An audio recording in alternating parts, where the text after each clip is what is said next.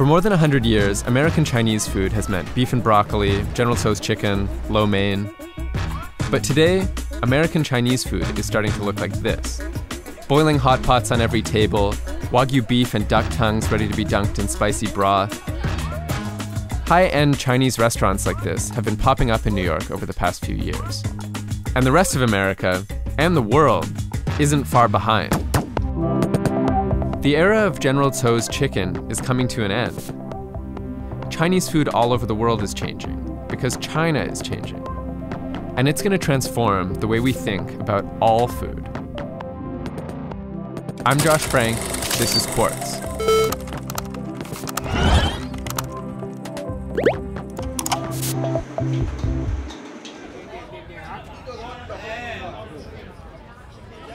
Spicy Village is an unassuming noodle shop in New York's Chinatown.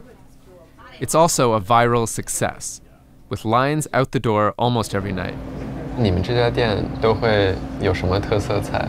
大盘鸡，还有肉夹馍，还有面。大盘鸡很多人喜欢。And it's cheap. 3个牛，11块8毛5。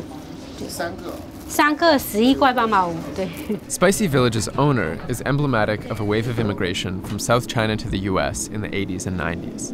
For this generation, starting a restaurant was just a way to get by.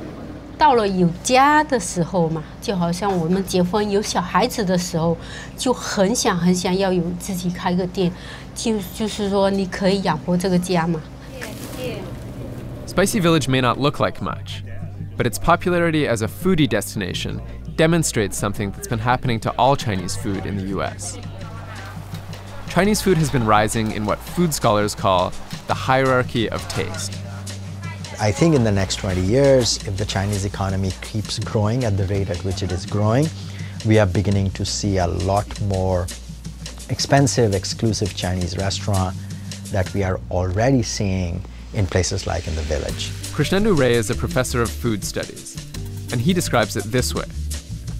Basically, the more prosperous an immigrant community is, the more respected their food and culture becomes. So sushi became popular alongside Japan's economic boom in the 80s. Even Italian food was considered food for poor people, until migration slowed down in the 1970s and the Italian-American community became more prosperous. And we're seeing that play out again, this time with Chinese immigrants.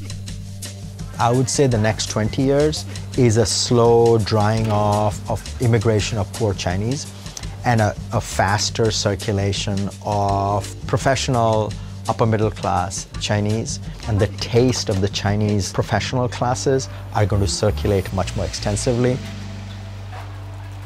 What are we seeing now in New York, for example, in the Chinese restaurant scene? So what we are seeing is kind of a twofold. One is upscaling of it, and the second is a re-authenticating of it. You have less of the General Tso's chicken, in some ways a de-Americanization of the palate and an upscaling of that. Spicy Village is an example of that authenticating. It's a place where Americans are willing to try flavors that haven't always been in the American Chinese food palette. But it's not exactly upscale. Now, compare Spicy Village to this place. Hunan Slurp, a rice noodle restaurant, opened this year in the East Village, one of New York's trendiest neighborhoods. It looks like it could be a design store or a minimalist Japanese restaurant. In other words, it doesn't look like a restaurant in Chinatown. It looks like a restaurant in China. 你感觉 Chinatown 就是一个被一个玻璃罩住的一个90年代什么或者80年更早，但实际中国的现在的那些菜式，你说现在的湘菜、现在的川菜是不是以前的那种川菜？完全不是。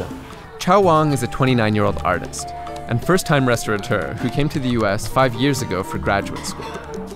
For him, having a restaurant is more about self-expression than survival. 我在做米粉的时候，并没有帮他做一个生意来做，我是真的是帮他做，也是自己一个艺术项目来做。我不想把它变得那么雕龙画凤，或者就老一代就觉得就美国人眼中的那种中国是什么样子。我觉得是应该是说，我要告诉你，中国现在是什么样子。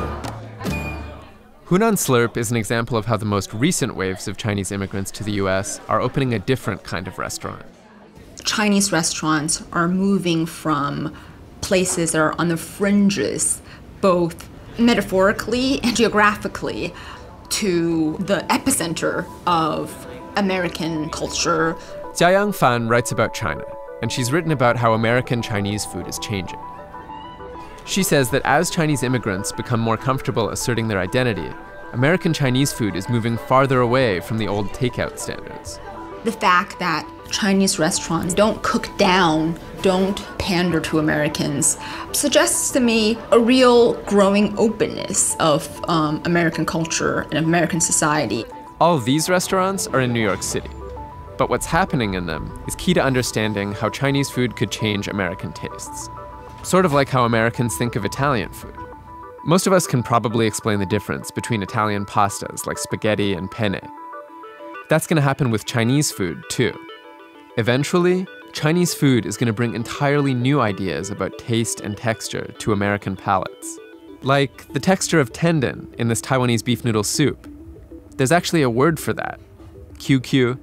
QQ is exactly how it sounds, like you're eating something that's, it's got give, it's got a little bit of squish. Imagine like a Tempur-Pedic pillow, but with a bounce back.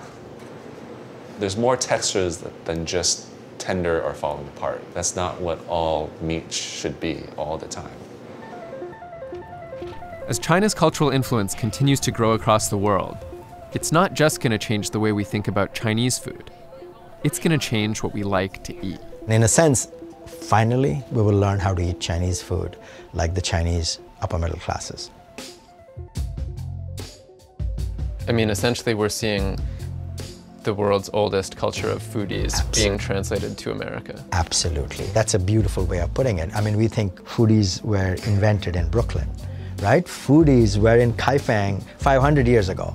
And they write about these kind of abstract, obscure notions of texture and taste. And so we are going to rediscover that, and New York City foodies are going to learn that Chinese foodies are way ahead of us. Hey, we're making a series for Quartz members we think you'll like. It's called Because China. Because China is reshaping our world in a lot of unexpected and interesting ways. Click the link here to sign up for a free membership trial and get access to exclusive videos and articles. Quartz members get a daily education on the forces defining the global economy.